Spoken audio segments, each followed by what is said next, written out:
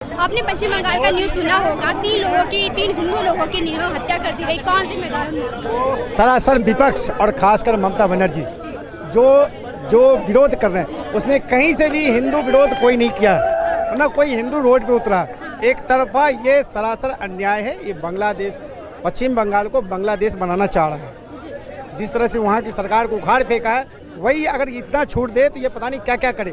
इसलिए विपक्ष एक बार भी आवाज़ नहीं लगाया, एक आवाज़ नहीं है, जो कि वहाँ हो क्या रहा है, पलायन कर रहा है सबके सब ये, लेकिन विपक्ष का आवाज़ नहीं निकल रहा है। 400 लोग पलायन कर चुका है। वही तो कह रहा हूँ, तो लेकिन अब नहीं करेगा। केंद्र ने भेज दिया अपना, सेंट्रल गवर्नमेंट का गया वहाँ पर, अब नहीं होगी।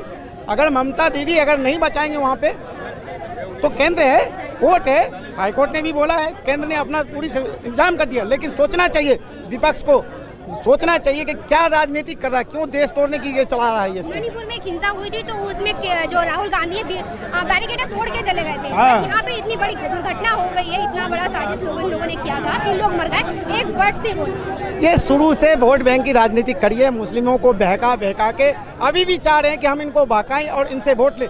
लेकिन ये कुछ लोग ही है जो इनके बहकावे में आएगा। लेकिन आम मुस्लिम भी अब धीरे धीरे समझदार हो गए कि मुझे ये केवल बहला रहा है, फुसला रहा है, डरा रहा है, हमारा भला कुछ भी नहीं किया, न अब करेगा ये। तो अब इनके बातों में आना नहीं, विपक्ष के बातों में नहीं आना। बाकी केंद्र की सपोर्ट है, कोई प्लान नहीं होगी, मोदी है, मुमकिन है, कुछ भी नहीं हो सकता देश का। राहुल गांधी को छोड़, राहुल गांधी, केजरीवाल और अखिलेश यादव, तेजस्वी यादव एक वर्ष से ये सारे के मुंह में दही जमा हुआ है, सबके मुंह में दही जमा। भेजे ना अपने सांसद, भेजे नहीं भेजेगा। अगर किसी बीजेपी के राज्य में अगर ये घटना होती तो सारे के सारे लोग काँव करने लगते। आप बीजेपी के छोड़ दिए, उसी राज्य में अगर मुस्लिम समाज पे अगर कुछ होता, उनको प्लान किया जाता, तो सारे के सारे लाइन लगा के जाते। लेकिन हिंदुओं का रहनुमा ये लोग है ही नहीं, केवल उनको वोट चाहिए और समझ रहा है कि ये वोट बैंक है हमारी, बस वोट बैंक की राजनीति कर रही है। लगता है सोची समझी प्लानिंग करी गई है पूरी तरीके से। बिल्कुल, ये उकसाने की प्लानिंग है ही है। तो ममता जी खुल के कह रहा, संविधान के तहत ये कानून पास हुआ है, संवैधानिक दायरा है, इनमें उकसा भी जा रहा है कि हम यहाँ नहीं होने। कैसे नहीं होते? क्या अलग देश है क्या?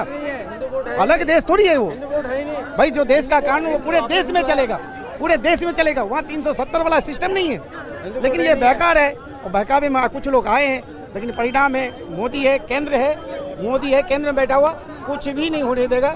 सब सुरक्षित होगा, जो हुआ हो चुका है, अब कुछ भी नहीं होगा। प्लान करने वाले लोगों का आरोप है कि उनके घर जलाए गए, तोड़े गए, पेट्रोल डीजल लगा उन पर छिड़का गया, उनके वाहनों में वो जलाए गए और महिलाओं के साथ भी छेड़खानी की गई। क्या कहना चाहिए? बिल्कुल शर्मनाक, और ये पहली बार नहीं है, ये शुरू से ही हो रहा है हिंदुओं के साथ। बांग्लादेश में, पश्चिम बंगाल में ऐसा हो ही रहा, वो अपना रहा है बांग्लादेश वाला सिस्टम। ये सरासर गलत है, विपक्ष को ध्यान देना चाहिए, वरना एक तरफी राजनीति इन पे सवाल उठता ही रहेगा। क्योंकि एक आम आदमी सरकार इसलिए चुनता ताकि उसको सुरक्षा मिल जाए, इसलिए थोड़ा सरकार चुनता कि हमारी आत्महत्या हो जाए। तभी तो जो सरकार ने चुनी है, सांसद में देश में बैठे हुए मोदी, इनसे उम्मीद है, बाकी और किसी से उम्मीद नहीं है। किसी से उम्मीद रखना भी जायज नहीं है। और एक मैं सोची समझी साजिश इसलिए बता रही हूँ क्योंकि एक मौलाना है जो ममता बनर्जी की सरकार में एक मंत्री भी है।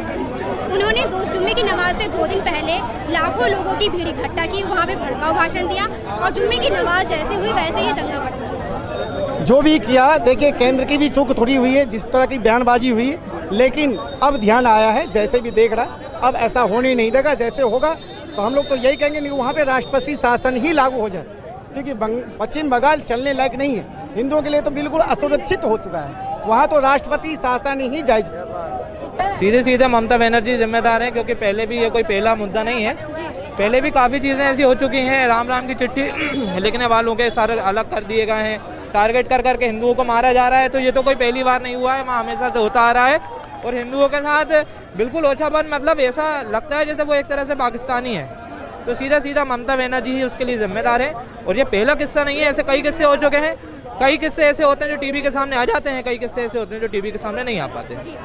आपको नहीं लगता कि पूरी सोची समझी प्लानिंग करी गई थी? बिल्कुल बिल्कुल, वो तो रहता ही है। क्योंकि 2 दिन पहले, जुम्मे की नमाज से 2 दिन पहले जो ममता बनर्जी उनकी पार्टी में एक मंत्री हैं, मौलाना हैं, उन्होंने एक मीटिंग की, उसमें लाखों लोग बुलाए उन्होंने वहाँ पे और भड़काऊ भाषण दिया। उसके बाद ही जुम्मे की नमाज के बाद ही दंगा भड़का। बिल्कुल सही बोल रहे हैं आप, ये बिल्कुल सोची समझी साजिश है और ऐसा पहली बार नहीं हुआ है, कई बार हुआ है। दूसरी बात, वहाँ पर हिंदुओं की कोई सुनवाई नहीं होती है। अगर कोई राम राम का नारा लगा देता है या फिर जय श्री राम बोल देता है तो उसको सीधे सर कलम कर दिया जाता है, उसके हाथ काट दिए जाते हैं, सरेआम कत्लेआम किया जाता है। और तो और उनका सुनने वाला कोई नहीं है। आप एक भी बात बताओ, कई किस्से ऐसे देखे हैं मैंने जो मेरे जानकारी में है कि वहाँ पर कोई हिंदुओं की कोई सुनवाई नहीं है। मतलब मुझे तो वो एक तरह से पाकिस्तानी लगता है, अपने इंडिया का कोई हिस्सा ही नहीं लगता वो। ममता जी वाले ही स्टेज पे आके कुछ भी बोले, पर जो है वो सच्चाई यही है वहाँ की। इतना बुरा हाल हो गया कि लोग वहाँ पे पलायन करने के लिए मजबूर हो गए। लोग अपने घर बार बनाते, मेहनत खून पसीने करके घर बार बनाते, इसलिए नहीं कि उनको एक पलायन करना पड़े।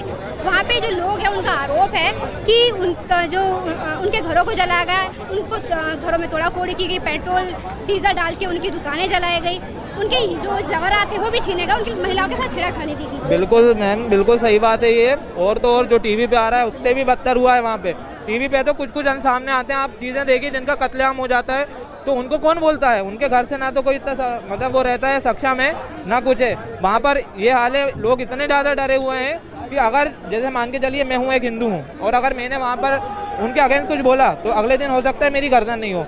अब आप एक बात बताइए कि ऐसे डर भरे माहौल में कौन वहाँ रहना पसंद करेगा? कौन कैसे जी पाए? बिल्कुल कोई नहीं जी पाएगा, बिल्कुल। और वो तो एक तरफा है, एक तरफा है, एक तरफा है वहाँ पर, उसमें कोई वो नहीं है। आम इंसान सरकार इसलिए चुनता है ताकि वो सेफ रहे, अपने आप को सेफ महसूस करे। वहाँ इसलिए नहीं चुनता कि वहाँ पर उन लोगों की हत्या कर दी। सामने खड़ा बोल रहा वो। सर मैं 1 मिनट बोल लूँ? हिंदू ना बोला, बहचे बोल रहा, सब बोल रहा मुँह पे। कभी उठा ले, ऐसा नहीं है, उठाना करीब को। बिल्कुल बिल्कुल। एक मिनट क्या बोलोगे? मैं एक बात बताऊं, वहाँ पर जो हो रहा है वो बिल्कुल बिल्कुल सरासर गलत है। और अगर ऐसा कुछ हो रहा है तो जो भी दोषी है उसको बिल्कुल सज़ा मिलना चाहिए और सरकार बिल्कुल सज़ा देगी। बस मैं यही बोलना चाहता हूँ।